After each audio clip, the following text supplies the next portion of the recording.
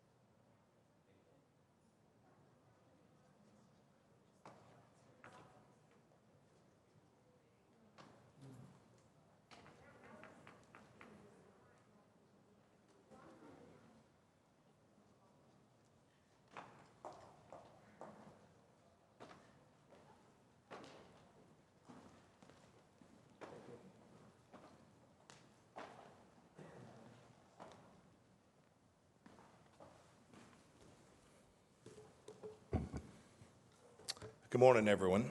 I want to start by thanking Secretaries Mnuchin and Esper and Ross, Ambassador Kraft, Ambassador Bryan for their leadership and for coming to State Department on this important occasion. I was at the White House last week for the Abraham Accords, a great step forward towards peace in the Middle East, and today I'm proud to announce how the Trump administration is taking even more action to further that same goal and protect the American people. Over the weekend, the U.S. effort to restore virtually all previously terminated UN sanctions on the Islamic Republic of Iran, including the arms embargo, pursuant to UN Security Council Resolution 2231. The Trump administration has always been honest about what the Iranian regime really is. A radical revolutionary and the world's leading state sponsor of terrorism and anti-Semitism. President Trump understood that the JCPOA was an abject failure. It didn't bring Iran into the community of nations or block Tehran's path to a nuclear weapon. Instead, it was an exercise in appeasement. It gifted the regime billions and paved the way for Iran to become the arms dealer of choice for terrorist groups and dictators all across the world in just 5 short years. Just imagine what Iran would do if we're able to freely purchase more advanced weapons. We have no intention of letting that happen. The President's executive order announced today gives us a new and powerful tool to enforce the UN arms embargo and hold those who seek to evade UN sanctions accountable. Today, I will take the first action under this new executive order by sanctioning the Iranian Ministry of Defense and Armed Forces Logistics and Iran's Defense Industries Organization and its director. We're also sanctioning the previous president of Venezuela, Nicolas Maduro.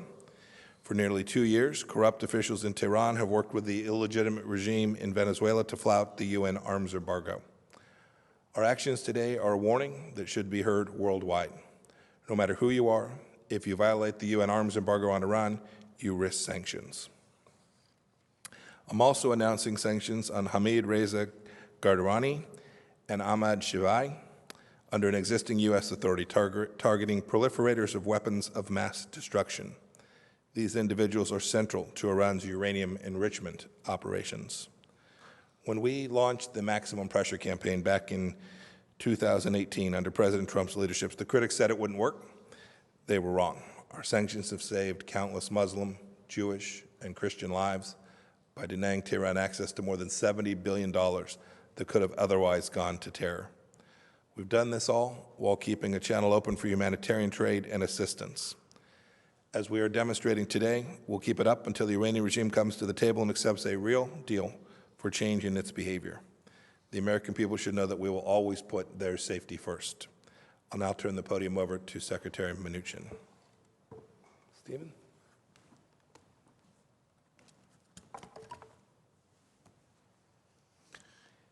Thank you, Secretary Pompeo. It's a pleasure to be here with you at the State Department. The administration will not allow Iran to endanger the rest of the world with a fresh supply of ballistic missiles and conventional arms. Today, the Treasury Department is designating entities that support Iran's nuclear and ballistic missile programs and senior officials overseeing Iran's nuclear power ballistic missile development. A number of our targets today are affiliated with the Atomic Energy Organization of Iran, which has operational and regulatory control over the nuclear program and bears responsibility for nuclear research and development.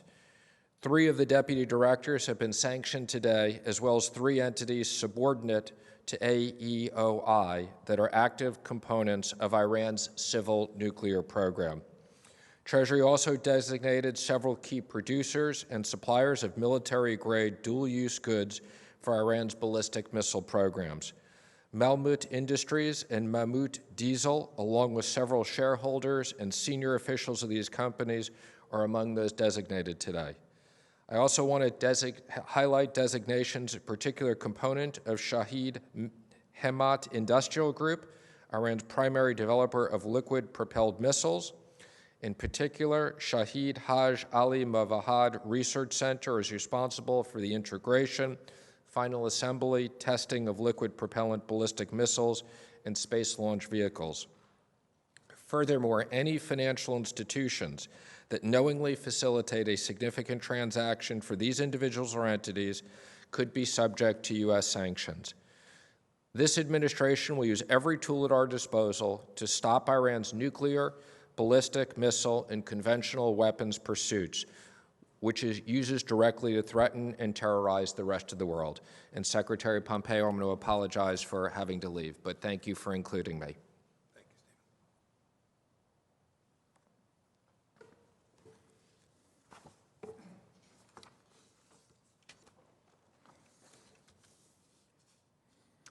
Good morning, everyone, and thank you.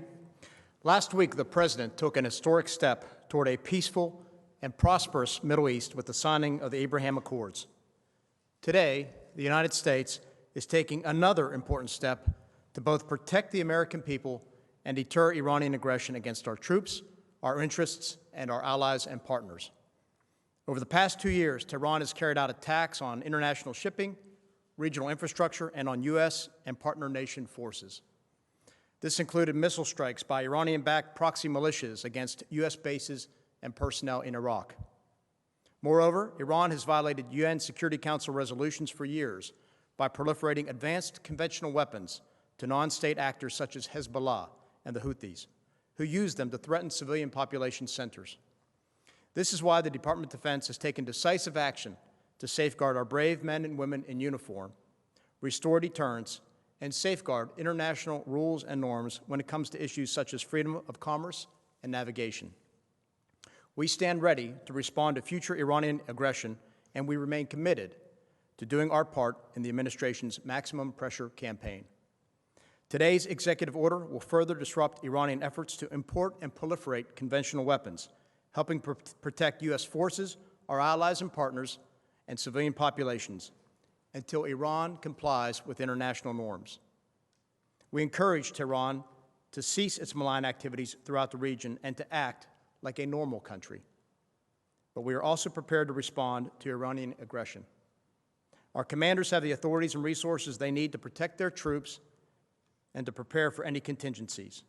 And we continue to stand shoulder to shoulder with our allies and partners to counter Iran's destabilizing behavior.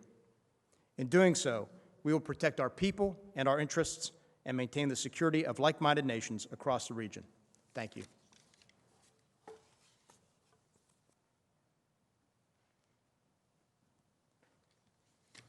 Good morning.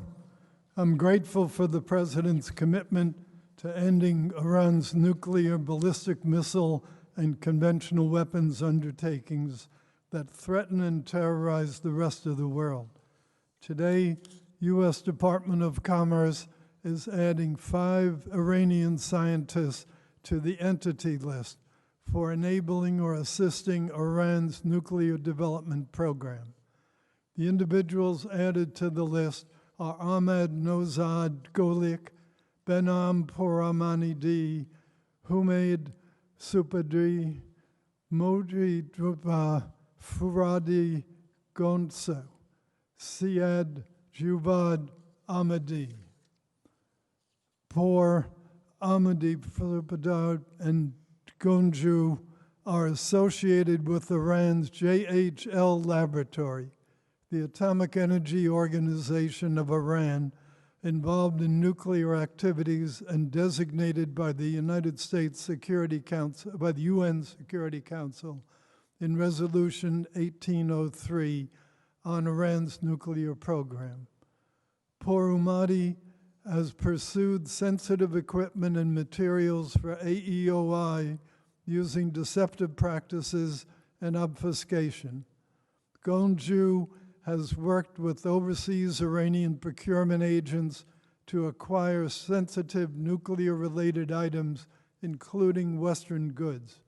He also traveled overseas for training and sought information in support of AEOI technical questions. Golik is associated with an AEOI subsidiary that implements various projects in the nuclear field. He has worked with overseas Iranian agents to procure sensitive items, including those that can be used in spent nuclear fuel reprocessing. Ahmadi is an AEOI employee who has traveled overseas for nuclear-related meetings. As listed entities, These persons are subject to additional licensing requirements for exports, for re-exports, and in-country transfers per our Export Administration regulations. These 5 individuals played a critical role in Iran's nuclear weapons development program and continue to work for the Iranian regime.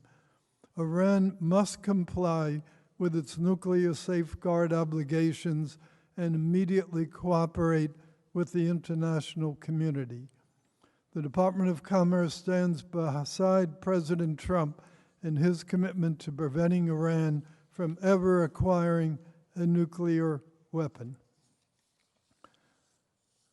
Under President Trump's leadership, I'm proud to join Secretaries Pompeo and Mnuchin, National Security Advisor O'Brien, and Ambassador Kraft in holding Iran accountable and deterring its progress toward obtaining a nuclear weapon. Thank you.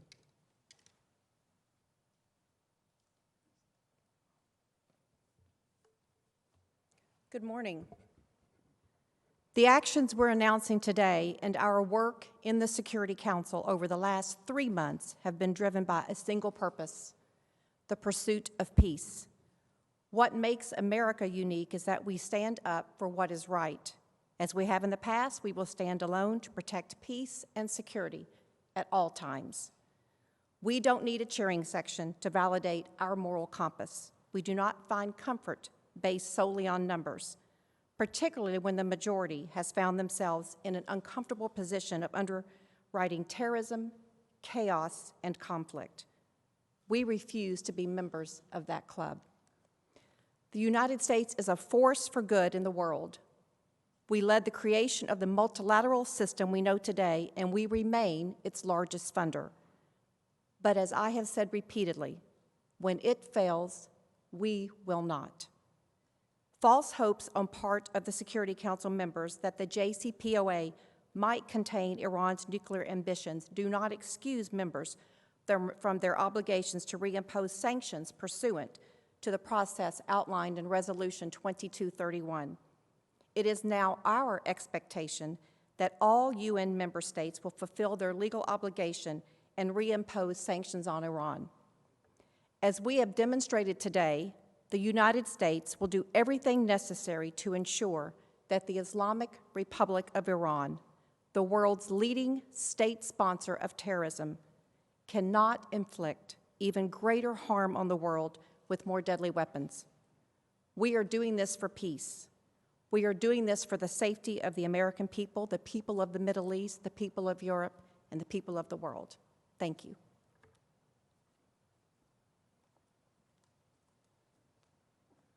Good morning. Thank you, Secretary Pompeo, Secretary Esper, Secretary Ross, Ambassador Kraft. Today, the President is taking decisive action to restrict Iran's access to nuclear technology, ballistic missile technology, and conventional weapons.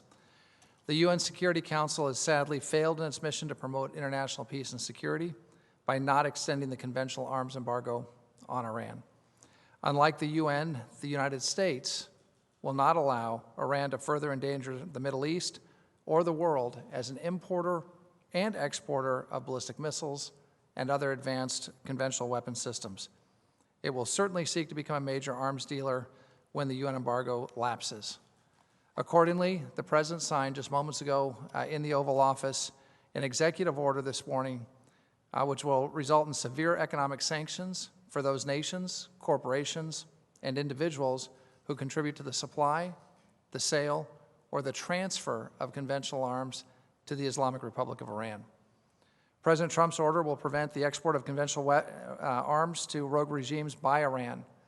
The order will also ban the export of weapons by arms-producing nations to Iran, where Iran would in turn provide them to terrorist and to rogue regimes. Simply put, the United States cannot stand idly by while Iran destabilizes the region and beyond through the purchase and sale of advanced conventional weapons. The Trump administration is also imposing new sanctions and export control measures on 27 entities and individuals connected to Iran's nuclear weapons program. Finally, the United States has restored previously suspended UN sanctions on Iran. When the United States entered into the failed Iran nuclear deal, the Obama administration told the American people that the United States would always have the right to restore UN sanctions on Iran, even without the approval of other nations. That provision was key to obtaining the United States approval for the JCPOA. President Trump is now exercising our rights to protect America and our allies. The Iranian regime has repeatedly lied about its nuclear weapons program, its archive, and denied access to international inspectors. Today's actions send a clear message to the Iranian regime that such conduct will not be tolerated.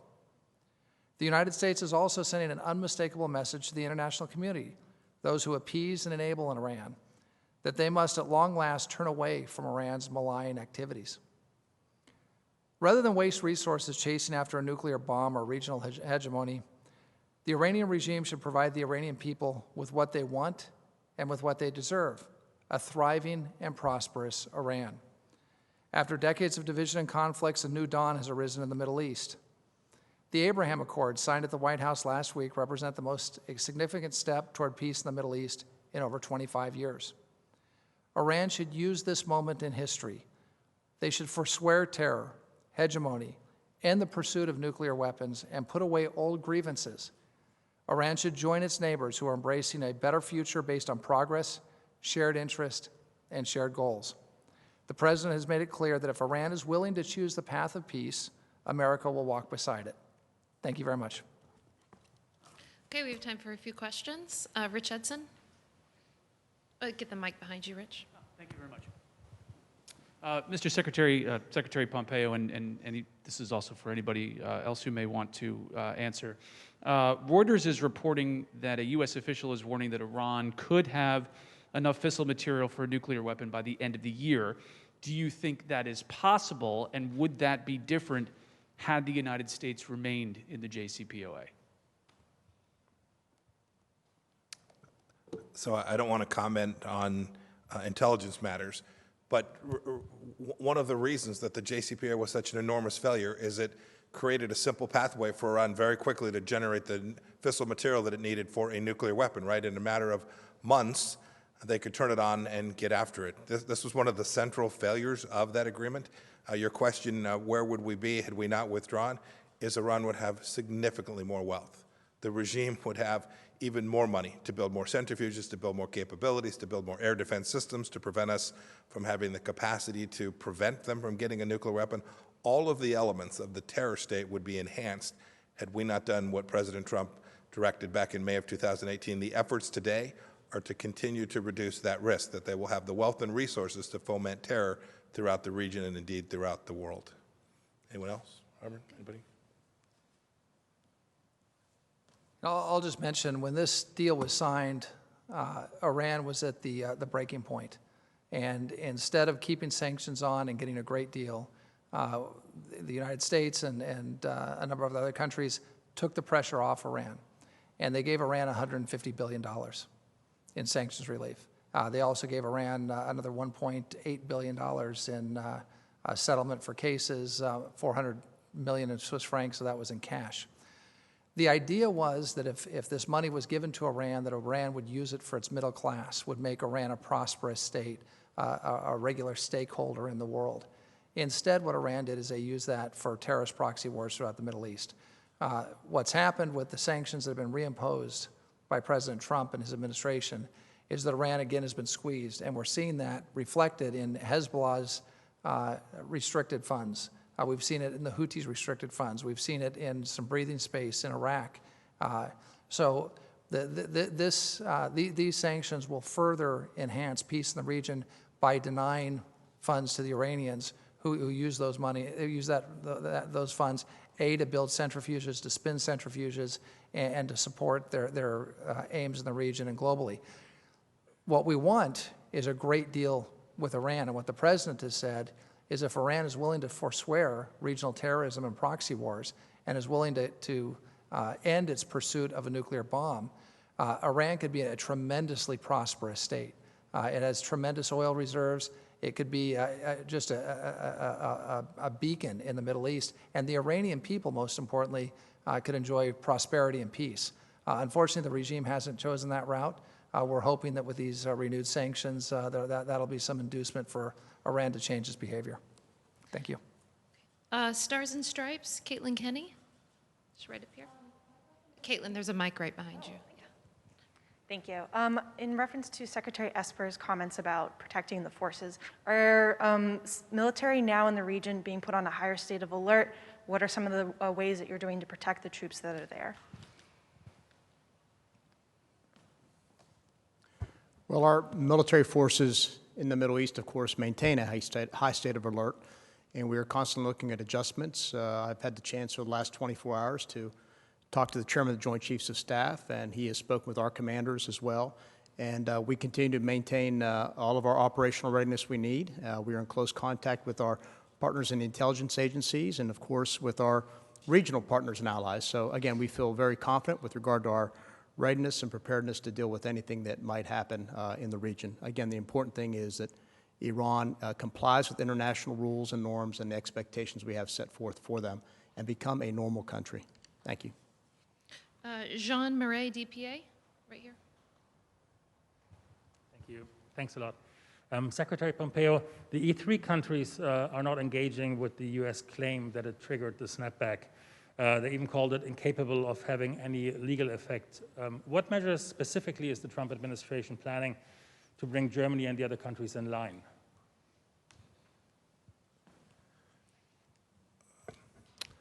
So two things. First, the country that's isolated today is not the United States, but rather Iran.